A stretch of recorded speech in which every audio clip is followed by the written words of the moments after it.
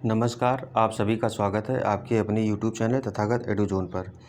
समीक्षा अधिकारी, सहायक समीक्षा अधिकारी जो उत्तर प्रदेश की परीक्षा है, उसके पुराने प्रश्न पत्रों को देखने के परिप्रेक्ष्य में आज 2013 का जो प्रारंभिक परीक्षा हुई थी, उसके सामान्य अध्ययन वाले प्रश्न पत्र को हम देखते हैं। तो उसमें जो पहला प्रश्न है, वो है निम्नलिखित में से किसने काल्पनिक वैज्ञानिक उपकरणों पर पुस्तक लिखी? तो कौन थे? ये भोज थे। भोज, राजा भोज ने चिकित्सा, गणित एवं व्याकरण पर अनेक ग्रंथ लिखे। भोजकृत युक्ति कल्पतरु में वास्तुशास्त्र के साथ साथ विधि वैज्ञान या विविध वैज्ञानिक यंत्रों व उनके उपयोग का उल्लेख है। परमारवंशी शासक भोज ने 1000 से 1055 ईस्वी तक शासन किया था। राजा भोज ने सम्रांगण सूत्रधार का 31वां अध्याय एवं यंत्र विज्ञान से संबंधित है। इस अध्याय में यंत्र, उसके भेद और विविध यंत्र निर्माण पद्धति पर विस्तार से प्रकाश डाला गया है। मध्यकालीन इतिहास का है। तृतीय आंग्ल मराठा युद्ध किस मतलब संबंधित है? तो सर जॉन शोर से या सर लॉर्ड हेस्टिंग से। तो लॉर्ड हेस्टिंग जो था, तृतीय आंग्ल मराठा युद्ध 1802 के आसपास जो हुआ है। अच्छा, तृतीय आंग्ल मराठा युद्ध वर्ष 1817 से लेकर के 1818 के मध्य प्रमुख मराठा सरदारों और अंग्रेजों के मध्य मराठा स्वतंत्रता के अंतिम प्रयास के रूप में किया गया था। इस समय अंग्रेज गवर्नर लॉर्ड हेस्टिंग था। इस युद्ध में अंग्रेजों ने एक एक करके सभी मराठा शक्तियों को पराजित किया और संधियाँ की। पेशवा बाजीराव द्वितीय से 3 जून 1817 को पूना की संधि की। दौलतराव सिंधिया से, जो सिंधिया थे, उनसे 5 नवंबर 1817 को ग्वालियर की संधि। होलकर थे, उनसे 6 जनवरी 1818 को मंदसौर की संधि। जो बाजीराव द्वितीय ने अंततः जून 1818 में आत्मसमर्पण कर दिया। अंग्रेजों ने पेशवा के पद को समाप्त कर बाजीराव द्वितीय को कानपुर के निकट बिठूर में पेंशन पर जीने के लिए भेज दिया। मराठों के पतन में सर्वाधिक योगदान बाजीराव द्वितीय का रहा था। इन्होंने ही मतलब काफ़ी ज़्यादा अंग्रेजों की जो स्थिति थी उसको कमज़ोर करने के लिए भूमिका निभाई थी। उसके बाद फिर खुद भी पतन हो गया। सिख साम्राज्य का अंतिम राजा कौन था? तो खड़क सिंह है, शेर सिंह है। उसके बाद फिर नौनिहाल सिंह, दिलीप सिंह। तो दिलीप सिंह जो है ये सिख साम्राज्य के अंतिम राजा थे। सिख राज्य के अंतिम राजा दिलीप सिंह थे, जिनका जन्म लाहौर में 6 सितंबर 1838 को हुआ और मृत्यु 22 अक्टूबर 1895 को पेरिस में हुई थी। जिनके साम्राज्य में पंजाब सहित कश्मीर, जम्मू और लद्दाख शामिल थे। वह महाराजा रणजीत सिंह और महारानी जींद कौर के सबसे छोटे पुत्र थे। द्वितीय आंग्ल सिख युद्ध में 21 फरवरी 1849 को पराजित हुए और ब्रिटिश विजेताओं ने दिलीप सिंह को अपदस्थ करके पंजाब को ब्रिटिश राज्य में मिला लिया था। इस प्रकार राजा दिलीप सिंह सिख राज्य के अंतिम शासक के रूप में इतिहास में जाने जाती। तो जो 1849 में ये युद्ध हुआ था, उस समय डलहौजी जो था गवर्नर जनरल था। गवर्नर जनरल के समय में ही राज्य हड़प जो नीति लागू हुई थी, इसको डॉक्ट्रिन ऑफ लैप्स जो बोलते हैं, तो उसके तहत कई राज्यों को हड़प किया जा रहा था। लेकिन जब आता है कि पंजाब जो राज्य था, यानी कि सिख राज्य, उसको राज्य हड़प नीति के तहत नहीं हराया गया था, ठीक है। तो लेकिन 1849 में हुआ था। 1857 का विद्रोह तो अवध राज्य का ब्रिटिश राज्य में विलय हुआ था। 1856 ऑप्शन है, ये दिया है। 1856 में हुआ था।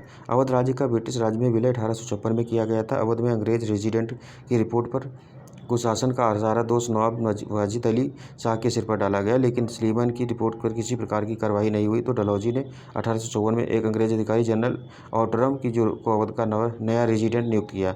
आउटरम ने 1855 में अवध की शासन व्यवस्था की रिपोर्ट भेजी। इसमें नवाब एवं उसके शासकीय अधिकारियों पर गंभीर आरोप लगाए गए और डलहौजी ने संचालक मंडल को रिपोर्ट भेज दी और उसे अवध में कार्रवाई करने की अनुमति मिल गई। उसने 1856 ईस्वी में अवध का ब्रिटिश राज्य में विलय कर लिया। स्वतंत्रता संग्राम, तो भगत सिंह ने सेंट्रल असेंबली में बम फेंका था, किसके साथ? तो ये क्वेश्चन आया था 2013 वाले में, सी बटुकेश्वर दत्त के साथ आया था, ठीक है। भगत सिंह और बटुकेश्वर दत्त ने 8 अप्रैल 1929 को केंद्रीय विधानसभा में 2 बम आज़ादी और क्रांति के लिए नारों के साथ कुछ पर्चे फेंके। तत्पश्चात उन्होंने स्वयं को पुलिस के हवाले कर दिया।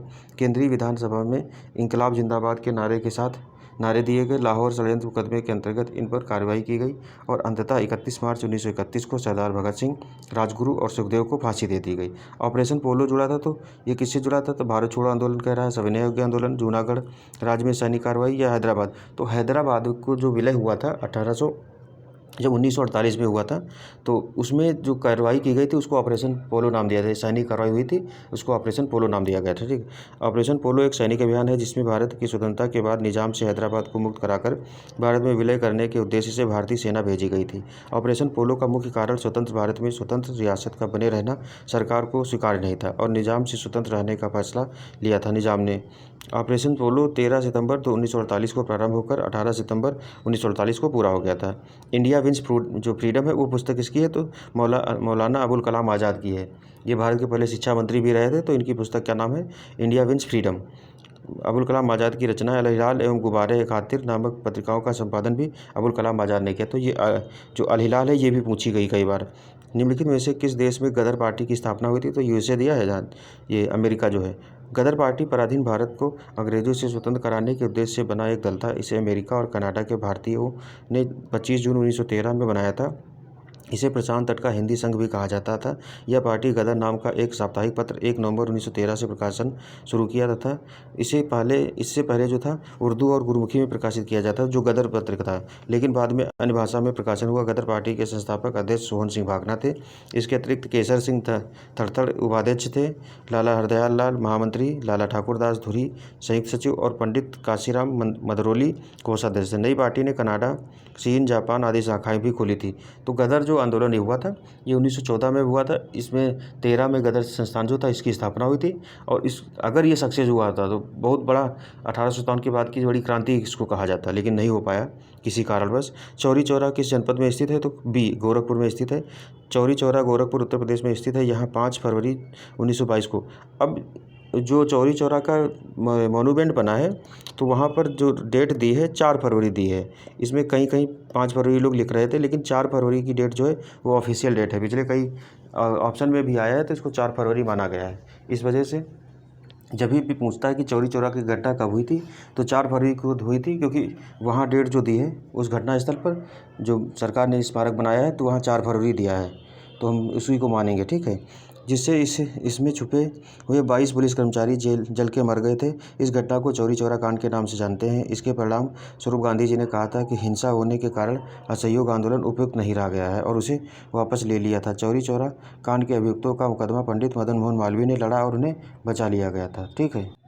अगला प्रश्न है, भारत छोड़ो आंदोलन के दौरान उत्तर प्रदेश के निम्नलिखित जिलों में से किसमें समानांतर सरकार की स्थापना की गई थी? तो इलाहाबाद, लखनऊ, बलिया कहाँ दिया? बलिया, फैजाबाद। तो बलिया में हुई थी। चित्तू पांडे जो थे 19 अगस्त 1942 को बलिया के सपूतों ने न सिर्फ ब्रिटिश सरकार को उखाड़ने का काम किया, बल्कि बलिया को राष्ट्र घोषित कर दिया। समानांतर सरकार बनाई जिसका नाम स्वतंत्र बलिया प्रजातंत्र रखा। ये चित्तू पांडे ने स्थापित की थी, ये भी नाम पूछा गया है। निम्नलिखित घटनाओं को पढ़ें तो लखनऊ समझौता, चंपारण सत्याग्रह, खिलाफत आंदोलन, जलियांवाला बाग हत्याकांड। अब इनका कालक्रम की दृष्टि से इनको मिलान करना है। तो इसमें लखनऊ समझौता कब हुआ था? 1916 में। उसके बाद में चंपारण सत्याग्रह 1917 में हुआ था। खिलाफत वाला जो है 1919 में हुआ था। और ये जो जलियांवाला बाग हत्याकांड ये भी 1919 में हुआ था। तो इसमें से इन दोनों का आप देखेंगे कि कौन पहले शुरू हुआ था। लखनऊ समझौता से दिसंबर 1916 में कांग्रेस और मुस्लिम लीग ने लखनऊ में एक ही समय पर अपने अधिवेशन आयोजित किए थे। दोनों दलों ने पृथक पृथक रूप से संवैधानिक सुधारों की संयुक्त योजना के संदर्भ में प्रस्ताव पारित किए तथा और संयुक्त कार्यक्रम के आधार पर राजनीतिक क्षेत्र में एक दूसरे को सहयोग हेतु एक समझौता किया। यही समझौता लखनऊ समझौता या कांग्रेस लीग के नाम से जाना जाता है। ठीक है। चंपारण सत्याग्रह, महात्मा गांधी ने भारत में सत्याग्रह का पहली बार सफल प्रयोग चंपारण बिहार में किया था। चंपारण आंदोलन 1917 में के कारण अंग्रेजों को तिनकठिया पद्धति को समाप्त करना। तिनकठिया जो पद्धति थी ये 3/20, इसको ऐसे मान के चलो, जो मतलब टोटल खेती होती थी उसके 20 मतलब जो 1/3 भाग था उस पर क्या करता ज़बरदस्ती नील की खेती करनी पड़ती थी जो कि वहाँ के किसान थे। इसी वजह से इसको तिनकठिया प्रथा कहा गया है। फिर अगला है जलियांवाला बाग हत्याकांड। तो ये हुआ कब था? 13 अप्रैल में हुआ था। अप्रैल 1917 में हुआ था चंपारण सत्याग्रह, ये भी याद रखिए। और जो जलियांवाला बाग हत्याकांड ये 13 अप्रैल 1919 को अमृतसर में जलियांवाला बाग हत्याकांड हुआ। डॉक्टर सतपाल और सैफुद्दीन किचलू की गिरफ्तारी के विरोध में हो रही जनसभा पर जनरल डायर ने अंधाधुंध गोली चलवाई। सरकारी रिपोर्ट के अनुसार इसमें 389 यानी कि 79 व्यक्ति एवं कांग्रेस समिति के अनुसार 1000 लोग मारे गए थे। खिलाफत आंदोलन जो शुरू हुआ है, खिलाफत आंदोलन भारतीय मुसलमानों का मित्र राष्ट्रों के विरुद्ध विशेषकर ब्रिटेन के खिलाफ टर्की के खलीफा के समर्थन में आंदोलन था। 19 अक्टूबर 1919 को समूचे देश में खिलाफत दिवस मनाया गया था। तो इस तरीके से पहला कौन सा हो गया? लखनऊ वाला जो है, दूसरा चंपारण, जलियांवाला बाग हत्याकांड 13 अप्रैल 1919 में हुआ है। खिलाफत वाला जो हुआ है अक्टूबर 1919 में हुआ है। स्प्रिंगिंग टाइगर जो पुस्तक है ये जीवनी किसकी है? तो सुभाष चंद्र बोस की है। इसे हिटॉय ने लिखी थी। द स्प्रिंगिंग टाइगर 1959 में कर्नल ह्यूटी हिटॉय यानी कि हिटॉय इनको सीधे सीधे बोल देते द्वारा प्रकाशित भारतीय राष्ट्रीय सेना का ऐतिहासिक वृत्तांत है। यह सुभाष चंद्र बोस की जीवनी है। ठीक है। भारतीय राष्ट्रीय कांग्रेस ने अपने किस अधिवेशन में भारत सरकार अधिनियम 1935 को अस्वीकार किया था? तो 1936 वाला जो अधिनियम लखनऊ में हुआ था उसमें इसको अस्वीकार कर दिया गया था। भारत सरकार अधिनियम 1935 का आधार साइमन कमीशन 1930 की रिपोर्ट थी। 4 अगस्त 1935 को भारत की नई सरकार के कानून को रॉयल की अनुमति मिल गई। इस अधिनियम की सभी वर्गों को लोगों द्वारा आलोचना हुई और सर्वसम्मति से भारतीय राष्ट्रीय कांग्रेस के लखनऊ अधिवेशन 1936 में जवाहरलाल नेहरू की अध्यक्षता में अस्वीकार कर दिया गया। कांग्रेस ने इसकी जगह संविधान निर्माण समिति के गठन की मांग रखी, जिसका चुनाव वयस्क मतदान के आधार पर हो और फिर वह स्वतंत्र भारत का संविधान बनाए। निम्नलिखित में से कौन एक उग्रवादी थे? तो फिरोज शाह, विपिन चंद्र पाल, इनको लाल बाल पाल जो कहते हैं, उसमें से एक थे विपिन चंद्र पाल। ये इसमें ऑप्शन के हिसाब से ये सी ऑप्शन सही है। भारतीय राष्ट्रीय आंदोलन के प्रतिष्ठित नेता और बंगाल पुनर्जागरण के मुख्य वास्तुकार विपिन चंद्र पाल का जन्म 7 नवंबर 1858 को आज के बांग्लादेश में और निधन 20 मई 1932 को हुआ था। महात्मा गांधी की राजनीति में आने से पहले वर्ष 1905 में लाल बाल पाल, लाला लाजपत राय, बाल गंगाधर तिलक और विपिन चंद्र पाल पहला ऐसा क्रांतिकारी गुट था जिसने बंगाल विभाजन के विरोध में अंग्रेजी हुकूमत के खिलाफ जो विद्रोह छेड़ा था। अगला जो प्रश्न है वो है पुस्तक से कॉमनवेल्थ पत्र जो है किससे जुड़ा है? तो बी एनी बेसेंट जो थी, उनका पत्र का नाम था कॉमनवेल्थ। कॉमनवेल्थ पत्र जुलाई 1914 से प्रकाशित किया गया था। इस प्रसिद्ध साप्ताहिक पत्र को एनी बेसेंट ने संपादित किया था। प्रथम अखिल भारतीय समाजवादी युवा कांग्रेस का सभापति कौन था? तो जवाहरलाल नेहरू थे। प्रथम अखिल भारतीय समाजवादी युवा कांग्रेस की अध्यक्षता पंडित जवाहरलाल नेहरू ने की थी, जिसकी बैठक 27 दिसंबर 1928 को तत्कालीन कलकत्ता में हुई थी। फिर भूगोल पर, इसमें कौन दक्षिण भारत की सबसे ऊंची चोटी है? तो अनायमुडी जो है, इसकी जो ऊंचाई है ये 2695 मीटर है। ठीक है। दूसरी जो इडुक्की जिले में स्थित है यह चोटी पश्चिमी घाट पर्वत का भाग है। दिए गए अन्य चोटियों में ऊंचाई, तो दोदा बेटा की जो है 2637 मीटर है, महेंद्रगिरी की है 1501 मीटर है, अमरकंटक की 1048 है। तो महेंद्रगिरी ये कहाँ है? ये उड़ीसा में पड़ती है, और जो अमरकंटक है ये मध्य प्रदेश में पड़ती है। और दोदा बेटा और जो ये अनायमुडी है ये दोनों आसपास ही हैं। निम्न नदियों में से कौन सर्वाधिक प्रदूषित है? तो जो उस ऑप्शन था ये दामोदर नदी सर्वाधिक प्रदूषित माना गया था।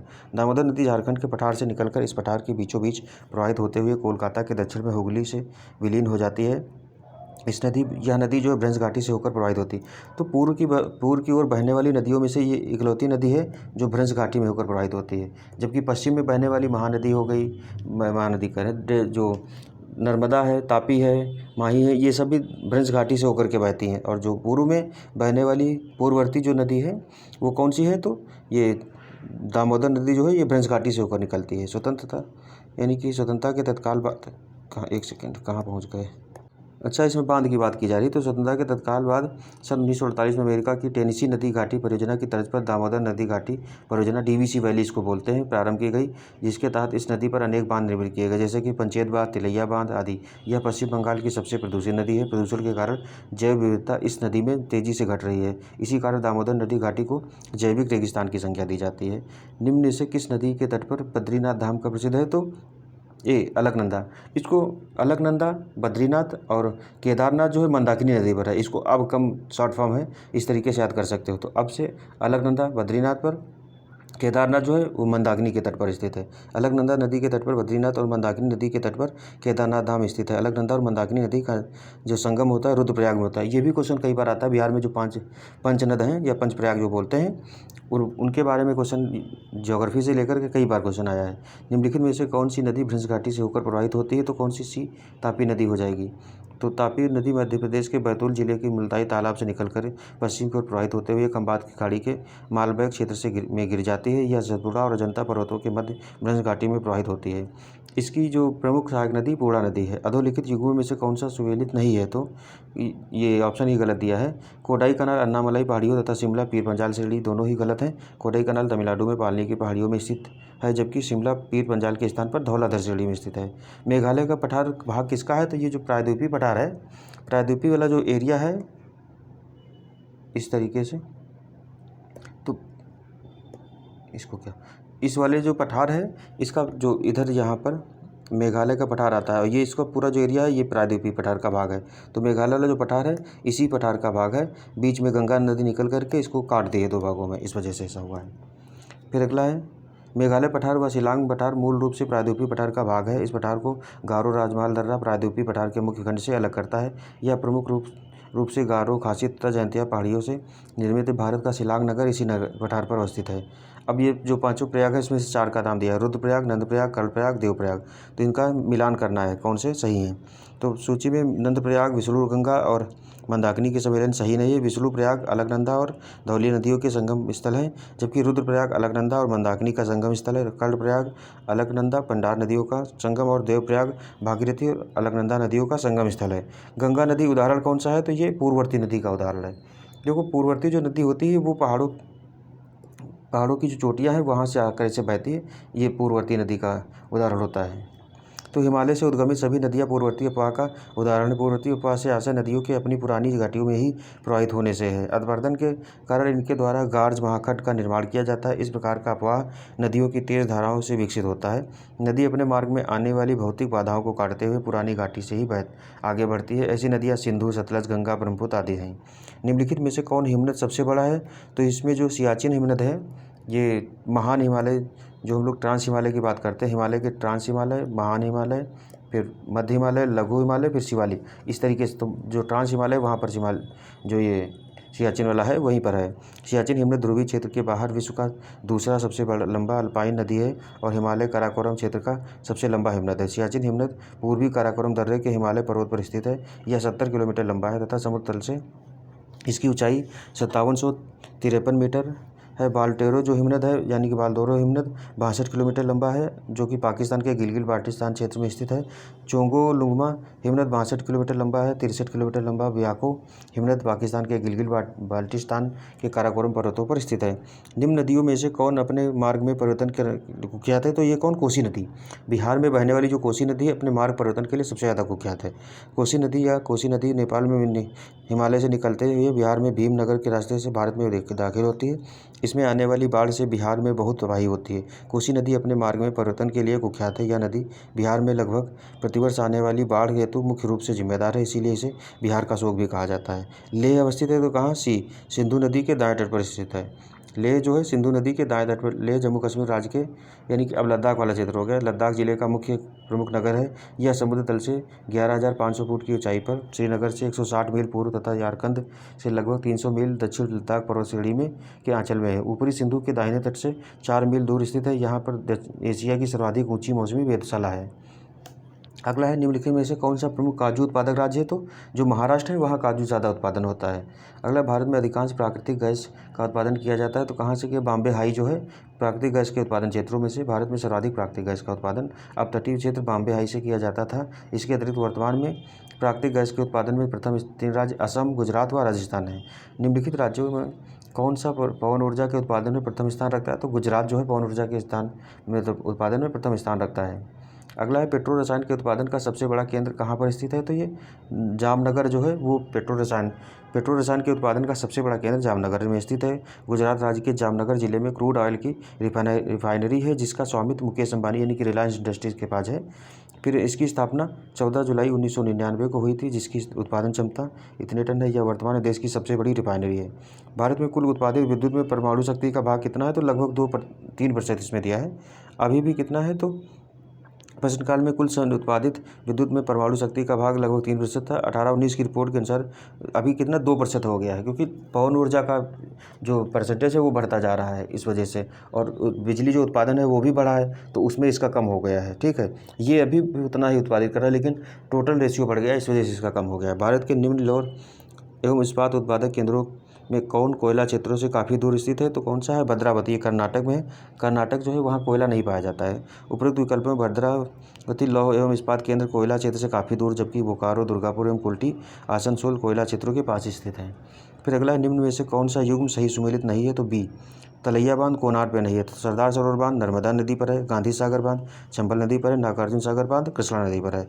तलैया बांध कहाँ है? तो बराकर नदी पर झारखंड राज्य के कोडरमा जिले में अवस्थित है, जबकि गांधी सागर बांध चंबल नदी पर, सरदार सरोवर बांध नर्मदा नदी पर, नागार्जुन सागर बांध कृष्णा नदी पर स्थित है। भारत में लिग्नाइट कोयले का सर्वाधिक जमाव कहाँ पाया जाता है, यानी कि भंडार?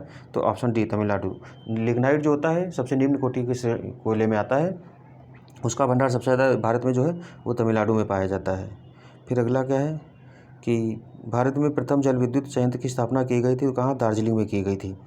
सिद्धापोंग जल विद्युत संयंत्र, जो कि भारत का प्रथम जल विद्युत संयंत्र है, की स्थापना दार्जिलिंग उप आयुक्त मिस्टर RT ग्रियर द्वारा और महाराजा धीराज विजॉय चंद महताब बहादुर के प्रयासों से हुई थी। इसका उद्घाटन बंगाल के तत्कालीन lieutenant governor sir GC Stevens के 1897 को किया गया था इसका। ठीक है, फिर भारत में सर्वप्रथम खनिज तेल का कुआं खोदा गया था कहाँ? तो बी, माकू में खोदा गया था। जो तेल असम के में पहली बार सन 1867 में माकुम क्षेत्र में पेट्रोलियम प्राप्त हुआ, किंतु असम में वास्तविक उत्पादन कार्य सन 1890 में डिगबोई में प्रारंभ हुआ। भारत की निम्न फसलों में से किस फसल के अंतर्गत उसके शुद्ध सकल कृषि क्षेत्र के सिंचित क्षेत्र का सर्वाधिक प्रतिशत है? तो गन्ना में है। गन्ने की फसल के अंतर्गत उसके शुद्ध सकल कृषि क्षेत्र के सिंचित क्षेत्र का प्रतिशत सर्वाधिक है। इसके बाद क्रमशः गेहूँ, चावल तथा तिलहन है। निम्नलिखित में से कौन सा खनिज केरल में बहुतायत से मिलता है? तो कौन सा? मोनाजाइट हो जाएगा। मोनाजाइट से ही भारत जो थोरियम पाया जाता है, इसी वजह से इसका यूज न्यूक्लियर एनर्जी बनाने में होता है। भारत के पास विश्व का सबसे बड़ा थोरियम का भंडार है। यह थोरियम भारत के दक्षिणी तटीय भागों में प्रचुर मात्रा में पाया जाता है। मोनाजाइट खनिज जो कि थोरियम और यूरेनियम का यौगिक है, केरल के तटीय क्षेत्रों में बहुतायत में मिलता है। वर्तमान मुंबई बंदरगाह के दबाव को कम करने के लिए कौन से पत्तन का निर्माण किया गया? तो नावा सेवा है। जवाहरलाल नेहरू पोर्ट इसका नाम रखा गया है। ये मुंबई के भार को कम करने के लिए बनाया गया है। ठीक है। फिर है कृष्णा नदी जल विवाद किन राज्यों के मध्य है? तो ये इसमें कौन सा दे रहा है? कृष्णा नदी है जो आंध्र प्रदेश और कौन सा है? आंध्र प्रदेश, कर्नाटक और महाराष्ट्र के मध्य स्थित चला आ रहा है। अब ये तेलंगाना भी हो जाएगा क्योंकि तेलंगाना भी उसी एरिया में शामिल है। भारत के निम्न राज्यों में से किसकी प्रांतीय राजमार्गों की जो सकल लंबाई है सबसे अधिक है? तो डी ऑप्शन, महाराष्ट्र में। देखो, प्रांतीय राजमार्गों की लंबाई सबसे ज़्यादा महाराष्ट्र में है, लेकिन राज्य जो केंद्रीय राजमार्गों की है, नेशनल हाईवेज की, वो यूपी में ज़्यादा हो जाएगी। ठीक है। और प्रांतीय राजमार्गों में इसके बाद क्रमशः गुजरात, राजस्थान, उत्तर प्रदेश आते हैं प्रांतीय राजमार्गों के मामले में। अगला जो क्वेश्चन है, भारत के सर्वाधिक बंदरगाहों में से कौन सा एक ओडिशा तट पर स्थित है? तो पारादीप जो बंदरगाह है ये ओडिशा तट पर स्थित है। तो पारादीप पोर्ट ओडिशा राज्य के जगत सिंह जिले के महानदी और बंगाल की खाड़ी के सम्मिलन पर स्थल के मुहाने पर है। इस पोर्ट के निर्माण की आधारशिला 3 जनवरी 1962 को भारत के प्रधानमंत्री पंडित जवाहरलाल नेहरू द्वारा रखी गई थी और इसने 12 मार्च 1966 से कार्य करना प्रारंभ किया। इसका स्वामित्व भारत सरकार के पास है और इसका संचालन और प्रशासन पारादीप पोर्ट ट्रस्ट द्वारा किया जाता है। ध्यातव्य हो कि पारादीप में इंडियन ऑयल द्वारा एक तेल शोधन इकाई की भी स्थापना की गई है। निम्नलिखित नदी परियोजनाओं में से एक कौन सी व्यास नदी के पोंग बांध के जल का उपयोग करती है? तो कौन सी? इंदिरा गांधी नहर परियोजना जो है वो पोंग बांध के जलाशय का जल का उपयोग करती है। व्यास नदी के पोंग बांध के जल का उपयोग इंदिरा गांधी नहर परियोजना करती है। इंदिरा गांधी नहर पंजाब में सतलज और व्यास नदियों के सम्मेलन स्तर पर वो सुल्तानपुर में स्थित है। हरिके बैराज से प्रारंभ होती। तो जो व्यास ये पोंग बांध जो व्यास नदी के बांध है उस पर बनाया गया पोंग बांध के जल का उपयोग करती है। तो इंदिरा गांधी नहर परियोजना है कहाँ? तो सतलज और व्यास नदियों के सम्मेलन पर बनाई गई है। हरिके बैराज यहीं पर स्थित है। ये इसकी मेन इंपॉर्टेंस है। ठीक है। बाकी तो बहुत ज़्यादा दिया है, इसका कोई मतलब नहीं। निम्नलिखित में से कौन सा तट कोच्चि बंदरगाह से संबंधित है? तो ए मालाबार तट जो है वो कोच्चि बंदरगाह है।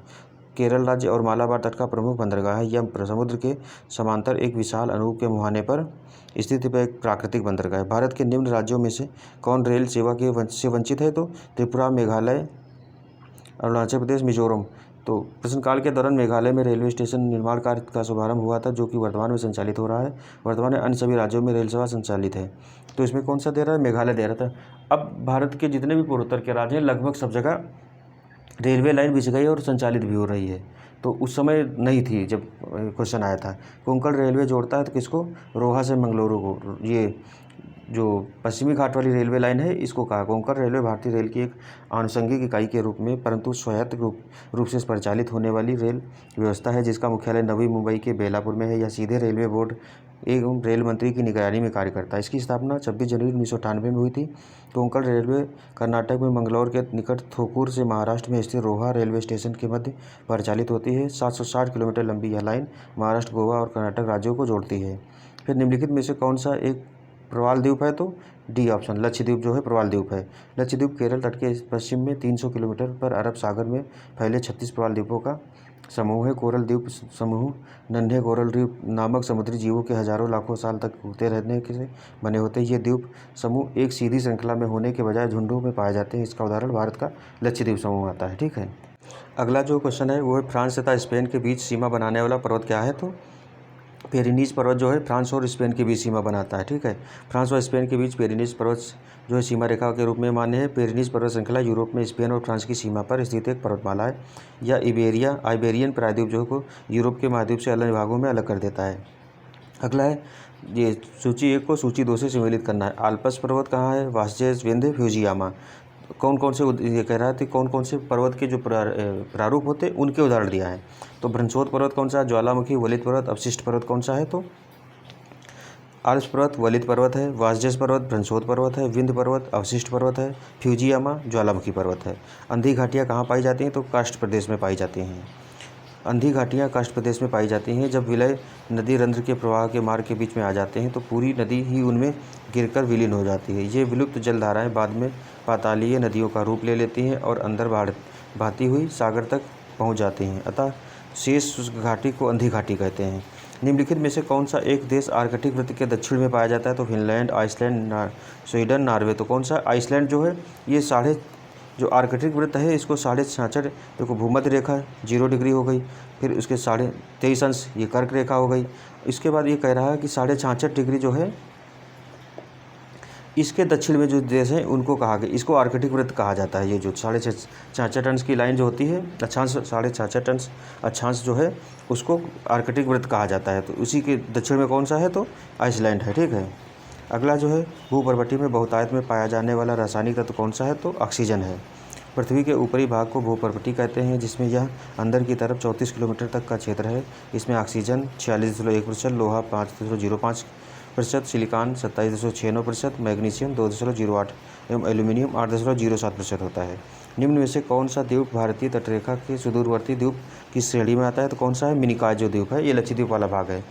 भटकल, अरनाला तथा हैनरे द्वीप अपतटीय द्वीप तथा मिनिकॉय द्वीप भारतीय तटरेखा के सुदूरवर्ती द्वीप की श्रेणी में आता है। मिनिकॉय द्वीप लक्षद्वीप का दक्षिणी सबसे बड़ा द्वीप है, जो कि कोच्चि के दक्षिण पश्चिम में 398 किलोमीटर दूरी पर स्थित है। यह द्वीप कोरल रीफ और स्पेइंग पाम पैकेज का हिस्सा है। अगला, निम्न में से कौन सा देश क्षेत्रफल में भारत से बड़ा नहीं है? तो रूस, कनाडा, ब्राज़ील, फ्रांस। तो फ्रांस जो है वो भारत से छोटा है क्षेत्रफल में। तो जो बड़े देश हैं रूस है, कनाडा है, चीन है, अमेरिका, ब्राज़ील एवं ऑस्ट्रेलिया है। भारत जो है 7वें नंबर का सबसे बड़ा देश है। इसका क्षेत्रफल कितना है? तो 32,87,000 वर्ग किलोमीटर है। अगला दे रहा है, इनमें से कौन सा देश भारत के साथ सबसे लंबी स्थलीय सीमा बनाता है? तो बांग्लादेश दिया है। हाँ, बांग्लादेश सबसे लंबी स्थलीय जो सीमा है बांग्लादेश की 4,096 किलोमीटर है। चीन की 3488 है, पाकिस्तान की 3323 किलोमीटर है, नेपाल की 1751 किलोमीटर है, म्यांमार 1643 है, भूटान 699 किलोमीटर है एवं सबसे कम अफगानिस्तान की सीमा लागू होती है। जो लद्दाख वाला क्षेत्र है उसके ऊपर नॉर्थ में थोड़ी सी सीमा लागू होती है, वही है। संयुक्त राज्य अमेरिका के दक्षिणी कैलिफोर्निया में मृत घाटी का उदाहरण है। तो रिफ्ट घाटी, जो मृत घाटी वहाँ पाई जाती है वो रिफ्ट घाटी का उदाहरण है। मृत घाटी पूर्वी कैलिफोर्निया में स्थित एक रेगिस्तान है जो भूभ्रंश घाटी का उदाहरण या मुसाबे रेगिस्तान में स्थित है और उत्तरी अमेरिका के सबसे निचले शुष्क तथा गर्म स्थानों में से एक है। निम्नलिखित में से किस तट से भारत का औसत समुद्र तल नापा जाता है? तो ये कोचीन है। चेन्नई जो ऑप्शन है। ऊंचाई वह माप है जो किसी धरातली बिंदु की यानी कि स्थान की तल से उतार दूरी या ऊंचाई बताती है। समुद्र तल समुद्री जल की औसत सतह से निर्मित मापी जाती है और भारत में औसत ऊंचाई जो है मद्रास यानी कि चेन्नई के समुद्र तल से मापी जाती है। तो चेन्नई वाला जो तट है वहाँ से मापी जाती है। निम्नलिखित में से कौन सा देश नील नदी द्वारा अपवाहित नहीं होता? तो चाड है, सूडान है, जो इथोपिया है, युगांडा। तो चाड जो है ये नील नदी के प्रवाह क्षेत्र में नहीं आता है। तो इथोपिया, सूडान तथा युगांडा नील नदी द्वारा अपवाहित होते हैं, जबकि चाड जो है इस संदर्भ में गलत है। प्रायद्वीपीय भारत की नदियों में से कौन सी सबसे लंबी नदी है? तो गोदावरी जो नदी है सबसे लंबी नदी है। इसकी लंबाई कितनी? 1465 किलोमीटर है की लंबाई तय करने वाली इस प्रायद्वीपीय भारत की सबसे लंबी नदी है। इसे भारत की बूढ़ी गंगा भी कहते हैं। इसकी प्रमुख प्रवाहक सहायक नदियाँ कौन? वेंगंगा है, पेनगंगा है, इंद्रावती है, मंजरा है, मुचकंड है, वर्धा है, खपोली है, प्राणहिता इत्यादि नदियां हैं। ये उसकी सहायक नदियां हैं दामोदर नदी की।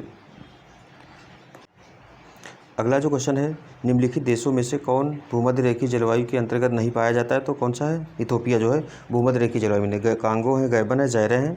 तो इथोपिया के अतिरिक्त उपयुक्त तीनों कांगो, गैबन और जायरे भूमध्य रेखीय जलवायु में पाए जाते हैं। भूमध्य रेखीय जलवायु जो है भूमध्य सागर, ये भूमध्य रेखी जो भूमध्य रेखा जाती है 0 डिग्री देशांतर, इसको अक्षांश वाली जो रेखा है इसको कहते हैं भूमध्य रेखा। तो इस पर जो इसके आसपास वाले 5 डिग्री इधर और 5 डिग्री इधर जो देश पड़ते हैं इनको भूमध्य रेखीय देश कहा जाता है। तो इसमें कौन सा नहीं है? इथोपिया नहीं है। निम्नलिखित में से कौन सुमेलित नहीं है? तो इसके ऑप्शन गलत दे रहा है। तो इसमें कौन सा है? टिन चीन, इंडोनेशिया, पेरू, लौह अयस्क चीन, ऑस्ट्रेलिया, ब्राज़ील, भारत, चांदी मैक्सिको, पेरू चीन, सोना चीन, ऑस्ट्रेलिया, रूस। तो निम्न देशों में से कौन विश्व में लोहे यानी कि लौह अयस्क का बृहत्तम उत्पादक है? तो चाइना जो है, अभी चाइना ही है वर्तमान में भी। निम्नलिखित उन्हीं वस्त्र उत्पादक केंद्रों में से कौन जर्मनी से संबंधित है? तो कौन सा है? ऊपरताल है जर्मनी से। ऊपरताल जर्मनी में स्थित विश्व प्रसिद्ध प्रमुख ऊनी वस्त्र उत्पादक केंद्र के रूप में जाना जाता है। सेंट पीटर्सबर्ग रूस में, ब्रेडफोर्ट इंग्लैंड में तथा प्रेटो है इटली में स्थित है। विश्व में बॉक्साइट का बृहत्तम उत्पादक कौन है? तो ऑस्ट्रेलिया है। अगला है सूची 1 को सूची 2 से सम्मिलित करना। कोलोराडो नदी, दामोदर नदी, नील नदी, जाम्बेजी नदी, इन पर बनाए बांधों की बात करनी है। तो कोलोराडो पर कौन सा है? हूवर हो जाएगा। दामोदर पर आपका कौन सा है? पंचेत हो जाएगा। नील नदी पर अस्वान हो जाएगा। जाम्बेजी पर करीबा। तो कोलोराडो, हूवर, दामोदर, पंचेत, नील नदी, अस्वान, जाम्बेजी पर करीबा। अंतर्राष्ट्रीय व्यापार में किस देश की अधिकतम हिस्सेदारी है? तो डी, संयुक्त राज्य अमेरिका, अभी भी वही है। यूरोप के लौह अयस्क उत्पादक देशों में फ्रांस का स्थान कौन सा है? तो डी, चतुर्थ है यूरोप में। अगला है सुएज नहर के दोनों सिरों पर स्थित बर्तन युगम कौन सा है? तो डी, पोर्ट सईद और पोर्ट सुएज। ये क्वेश्चन अब टफ और ज़्यादा बना दिए है। उसमें पूछ दिया कौन सी इसमें जो सुएज नहर है इसमें कौन सी झीलें पाई जाती हैं। सुएज नहर के दोनों सिरों पर पोर्ट सईद और पोर्ट सुएज स्थित है। पोर्ट सईद भूमध्य सागर के तट पर स्थित है। तो जो सुएज नहर है ऐसे है, तो एक तरफ भूमध्य सागर है, एक तरफ अरब सागर है। अरब सागर इसको भूमध्य सागर तट पर कौन सा है? तो पोर्ट सईद है, यानी कि भूमध्य सागर तट पर पोर्ट सईद है यहाँ पर। उसके बाद में कह रहा है उत्तर में स्थित है। पोर्ट सईद की स्थापना 1859 में हुई थी। पोर्ट सुएज लाल सागर वाला, यानी कि जो अरब सागर में आकर के मिलता है, ये लाल सागर यहाँ पर है, दक्षिणी किनारे पर स्थित है। इस तरीके से है। किस देश में बाजार आधारित लौह एवं इस्पात के कारखाने पाए जाते हैं? तो कौन सा है? सी, जापान में है, बाजार आधारित लौह कारखाने पाए जाते हैं। निम्न देशों में से ऊन का सबसे बड़ा उत्पादक देश कौन सा है? तो चाइना है। फिर है रबर, इनका सुमेलित करना है। तो कह रहा है रबर, कहवा, जैतून, गन्ना, मॉरिशस, इटली, कोलंबिया, मलेशिया। तो रबर मलेशिया में पाई जाती है, कहवा कोलंबिया में, जैतून इटली में, गन्ना कहाँ? मॉरिशस में। निम्नलिखित में से कौन सा देश हीरा का सबसे बड़ा उत्पादक है? तो रूस जो है हीरा का सबसे बड़ा उत्पादक है। निम्नलिखित जनजातियों में से कौन सी केरल में पाई जाती है? तो कौन सी है? चेंचू जो जनजाति है ये केरल में पाई जाती है। जनजातियों से क्वेश्चन आते हैं हर बार। चेंचू जनजाति केरल में, लेप्चा जनजाति सिक्किम में, डाफर जनजाति गुजरात में, डफला अरुणाचल प्रदेश में पाई जाती है। अगला क्वेश्चन है यदि जन्म एवं मृत्यु दर समान है तथा अंतः या बाह्य प्रयोजन नहीं होता है तो जनसंख्या में कोई परिवर्तन नहीं होता है, इसे क्या कहा जाता है? तो इसका कहा जाएगा शून्य जनसंख्या वृद्धि कहा जाएगा। जब औसत जन्म दर और औसत मृत्यु दर समान होती है तथा अंतः और बाह्य प्रयोजन नहीं होता है तो इस स्थिति को शून्य जनसंख्या वृद्धि दर कहा जाता है। जनसंख्या और नगरीकरण। तो 2001 की जनगणना के अनुसार भारत के किस राज्य में बाल मृत्यु दर न्यूनतम थी? तो केरल में थी। निम्न में से किस राज्य ने मृत्यु गणना की शुरुआत की है? तो कर्नाटक ने की थी। निम्न युगों में से कौन सा एक सही सुमेलित नहीं है? तो डी जो है 2011 की जनगणना है 943 थी, 925 इसमें दिया है, गलत हो जाएगा। कहाँ गया ये? 943 दिया है। ठीक है, जो जनगणना के हिसाब से लिंगानुपात भारत में था 2011 के हिसाब से वो 943 था। निम्न में से कौन सी 2001 से 11 के दशक में भारत की जनसंख्या की 10 की वृद्धि दर रही थी? कौन सी थी? बी, 17.67 थी। 6-4 जो ऑप्शन है ये सही हो जाएगा, जो 10 की वृद्धि दर रही है। उसके बाद 2001 की जनगणना के अनुसार भारत के किस केंद्र शासित प्रदेश में साक्षरता दर अधिकतम थी? तो दिल्ली, चंडीगढ़, लक्षद्वीप में जो है साक्षरता सबसे ज़्यादा दर थी। भारत में जननांगिकी इतिहास में महाविभाजन का वर्ष कौन सा? तो 1921 वाला जो है इसको महाविभाजन का वर्ष कहा जाता है। इस समय जनसंख्या रेशियो बहुत ज़्यादा घट गया था इस वजह से। फिर कह रहा है किसने कहा था कि संविधान सभा कांग्रेस थी और कांग्रेस था? तो ये कौन थे? ऑस्टिन थे। जब हमने संविधान सभा पढ़ा रहे थे उस समय बात भी की थी, जो ऑस्टिन संविधानविद थे तो इन्होंने कहा था। फिर है कि पॉलिटिक्स इन इंडिया के पुस्तक कौन है? तो ये बी, रजनी कोठारी जो है ये पॉलिटिक्स इन इंडिया की लेखक हैं। उसके बाद है राज्यसभा का अध्यक्ष कौन होता है? तो सी ऑप्शन जो है उपराष्ट्रपति पदेन अध्यक्ष होता है। जब हम उपराष्ट्रपति पढ़ा रहे थे अनुच्छेद 63 के तहत तो उसमें बताया था कि राज्यसभा का जो तो उपराष्ट्रपति जो भारत का होता है वो क्या राज्यसभा का पदेन सभापति हो जाता है। अनुच्छेद 63 के तहत इसमें प्रावधान किया गया है। अगला जो है मत देने का अधिकार और निर्वाचित होने का अधिकार भारत में है। एक तो क्या है? वैधानिक अधिकार है, आपको वैधानिक लीगल राइट दिया गया है कि आप मत दे सकते हैं। संविधान में संशोधन की पहल की जा सकती है तो दोनों सदनों द्वारा, लोकसभा, संसद के किसी भी सदन द्वारा किया जा सकता है। लोकसभा राज्यसभा को दोनों को समान अधिकार प्राप्त हैं, अनुच्छेद 368 के तहत कहा गया है। निम्नलिखित में से किस एक से समावेशित यानी कि विकास को बढ़ाने की आशा नहीं की जाती है? तो ए, राष्ट्रीय आय की ऊंची वृद्धि दर। देखो आय बढ़ने से समावेशी विकास नहीं बढ़ता है, ग्रामीण विकास भी होना चाहिए, कृषि विकास भी होना चाहिए, कृषकों को पर्याप्त साख मिले, सबका विकास जब होता है तब उसको समावेशी विकास कहा जाता है। सिर्फ आय बढ़ने से विकास नहीं होना चाहिए, ये चीज़ है। निम्नलिखित में से कौन सा एक वित्तीय समावेशन की प्रक्रिया की सफलता में बाधक है? तो कौन सा है? उपरोक्त सभी। निरक्षरता बाधक है, निम्न आय बाधक है, बैंक शाखाओं का अभाव जो है वो भी बाधक है। किसमें? तो वित्तीय समावेशन की प्रक्रिया में कहा है। अगला जो क्वेश्चन है भारत का विकास यानी कि विकास का भारतीय मॉडल किसके हितों की रक्षा करता है? तो सी, व्यक्ति और राज्य दोनों के हितों की रक्षा करता है ये मॉडल। अगला जो प्रश्न है, भारत में गरीबी अनुमानों का आधार क्या है? तो परिवार का उपभोग व्यय है। परिवार के उपभोग व्यय को भारत में गरीबी अनुमानों के आधार पर के रूप में मान्यता प्राप्त है। परिवार के उपभोग व्यय संबंधी आंकड़ों को राष्ट्रीय प्रतिदर सर्वेक्षण कार्यालय यानी कि NSSO द्वारा एकत्र किया जाता है, जिसका उपयोग अधिक पारदर्शी व कारगर नीतियाँ जो गरीबी को कम करने में सहायक होती हैं बनाने में योजना आयोग की सहायता करती है। ठीक है, गरीबी रेखा से नीचे जीवन यापन करने वाली जनसंख्या के अनुमान के नए मानक निर्धारित करने के लिए भारत सरकार ने एक समिति गठित की थी। इसमें अध्यक्ष कौन थे? तो उनको बताना है। तो भारत में जो गरीबी रेखा नापन के लिए एक समिति बनाई गई थी, उसके अध्यक्ष जो सुरेश तेंदुलकर थे। ठीक है, सुरेश तेंदुलकर समिति काफ़ी फेमस भी रही थी। सुरेश तेंदुलकर प्रधानमंत्री के आर्थिक सलाहकार परिषद के 2004 से 8 तक सदस्य हुआ, 2008 से 9 तक इसके अध्यक्ष भी रहे थे। जब सी रंगराजन राज्यसभा के सदस्य नामित किए गए थे, इन्होंने अपनी रिपोर्ट में भारत की कुल जनसंख्या के 27.2% जनसंख्या को गरीबी रेखा से नीचे बताया था। तेंदुलकर समिति ने भारत में गरीबी रेखा के नीचे की जनसंख्या का निम्न में से कौन सा अनुपात आकलित किया था? तो इन्होंने 37.2% बताया था गरीब। फिर अगला प्रश्न है, 11वीं पंचवर्षीय योजना का वर्ष 2012 तक गरीबी अनुपात को कितने प्रतिशत घटाने का लक्ष्य रखा गया? तो 10% तक घटाने का लक्ष्य रखा गया था। 11वीं जो पंचवर्षीय योजना थी 2007 से 12 तक चली थी। फिर 12वीं जो 12 से लेकर 17 तक चली थी। 12वीं के बाद फिर आना बंद हो गई हैं 17 से। आर्थिक नियोजन और राष्ट्रीय आय बजट, तो ये करंट अफेयर से रिलेटेड है। सार्वजनिक वितरण प्रणाली के संबंध में निम्न कथनों पर विचार कीजिए। मूल उद्देश्य था कि सब्सिडाइज्ड कीमतों पर आवश्यक वस्तुओं को प्रदान करना। फिर यह कीमत सहायक कार्यक्रम की तरह प्रारंभ किया गया था। तो ये दोनों ऑप्शन सही है। तीसरा जो गलत है, खाद्य सब्सिडी राज्य सरकारों को दी जाती है, नहीं, वो जनता को दी जाती है खाद्य सब्सिडी जो होती है। फिर ये 2010 गलत हो जाएगा।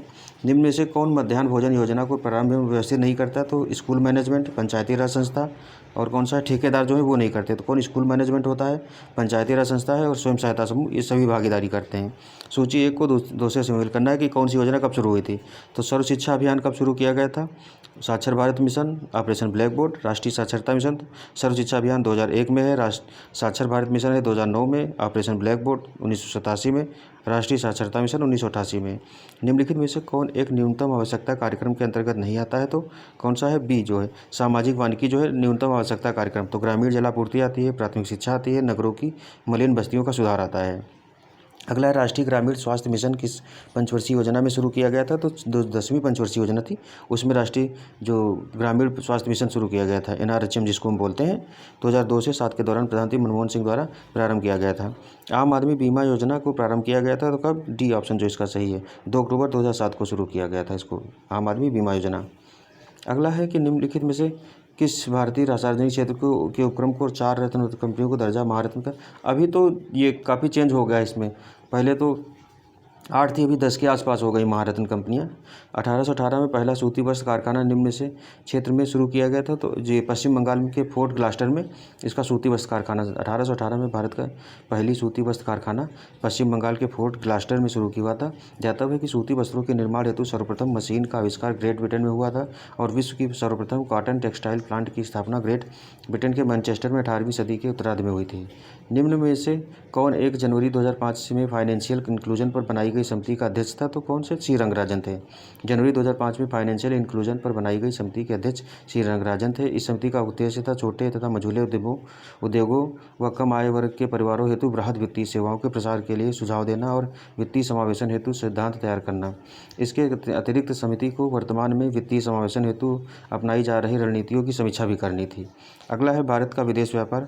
तो भारतीय हीरा संस्थान कहाँ स्थित है? सूरत में स्थित है। जो भारतीय हीरा संस्थान की स्थापना 1978 में गुजरात के राज्य के सूरत जिले में हुई थी, जो कि हीरा रत्न और गहनों के संबंधी गहन अध्ययन का विश्व प्रसिद्ध प्रतिष्ठित संस्थान है। अगला है, निम्नलिखित में से कौन सा फूटलूज यानी कि फूटलूज उद्योग का उदाहरण है? तो कौन सा? सॉफ्टवेयर उद्योग जो है फूटलूज उद्योग का उदाहरण है। सॉफ्टवेयर फूटलूज उद्योग का एक उदाहरण है। फूटलूज उद्योग ऐसे उद्योग को कहते हैं जो परिवहन या संसाधनों से प्रभावित हुए बिना किसी भी स्थान पर स्थित हो सकता है। ऐसे अधिकतर उद्योगों कहीं भी स्थापित किया जा सकता है और इन्हें कच्चे माल के स्रोत के समीप लगाने की अनिवार्यता है। देखो, फूटलूज उद्योग जो होते हैं उसमें कहा गया है कि उनको कहीं भी आप स्थापित, उसमें कच्चे माल की आवश्यकता नहीं होती है। आपके पास कंप्यूटर हो, कहीं पर बिजली हो, कंप्यूटर हो, लगा दीजिए। लेकिन जो मतलब ऐसे कच्चे माल जिसमें आवश्यकता होती है उनको वहीं पर स्थापित करने की कोशिश की जाती है जहाँ जो कच्चा माल है आसानी से उपलब्ध हो सके। 1 नैनोमीटर में कितना होता है? तो 10⁻⁻7 सेंटीमीटर होता है।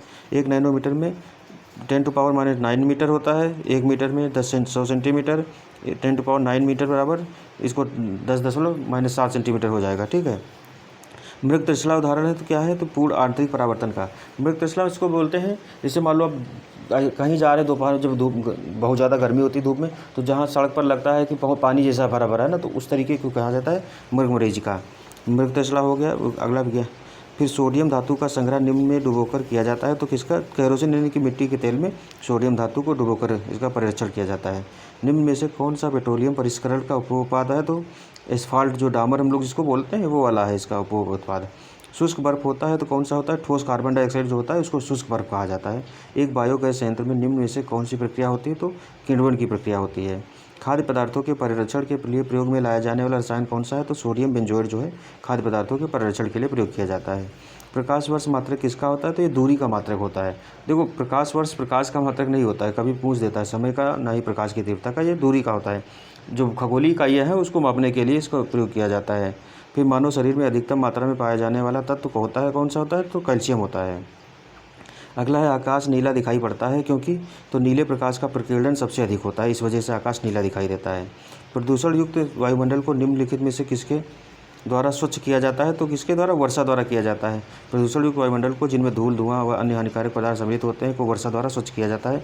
निम्न में से कौन सा एक पारिस्थितिक संतुलन बनाए रखने में मदद नहीं करता, तो कौन सा है, वनों को काटना जो है पारिस्थितिकी को और ज़्यादा नुकसान पहुंचाता है। भारत में पर्यावरण संरक्षण अधिनियम पारित हुआ था कब, तो 1986 में पारित किया गया था इसको। अगला जो है प्रश्न, निम्न में से कौन सा एक सामाजिक संरक्षण कार्यक्रम नहीं है, तो सी स्वर्ण जयंती शहरी योजना रोजगार योजना है, ये सामाजिक संरक्षण कार्य है। तो आम आदमी बीमा योजना है, राष्ट्रीय स्वास्थ्य बीमा योजना है, असंगठित वर्कर सामाजिक सुरक्षा अधिनियम, ये सारे बीमा योजनाएं हैं। निम्न में से किस एक का संबंध पर्यावरणीय सुरक्षा से नहीं है, तो बी जो है गरीबी कम करना जो है इसका पर्यावरणीय सुरक्षा से नहीं है संबंध। स्थायी विकास किसके उपयोग में संदर्भ में अंतर पीढ़ीगत संवेदनशीलता की घटना है, तो किसका, प्राकृतिक संसाधनों, जो स्थायी विकास की हम बात करते हैं, स्थायी विकास प्राकृतिक संसाधनों के संदर्भ में अंतर पीढ़ीगत संवेदनशीलता की घटना ही स्थायी विकास को बिना प्राकृतिक संसाधनों के क्षरण के आर्थिक विकास के लक्ष्यों को प्राप्त करना ही कहा जाता है। फिर निम्न राज्यों में से सन 2008 में किसमें उच्चतम मानव विकास हुआ था, तो किसमें, उत्तर प्रदेश में हुआ था। ये तो अच्छी बात है। उत्तर प्रदेश सरकार ने दिनांक ये तो करंट अफेयर का क्वेश्चन है। अगला, उत्तर प्रदेश में एक बब्बर सफारी स्थापित किया जा रहा है, तो ये कहाँ है, तो इटावा में अभी भी स्थापित हो गया, तो बब्बर सफारी कहाँ, इटावा में स्थापित हुआ है।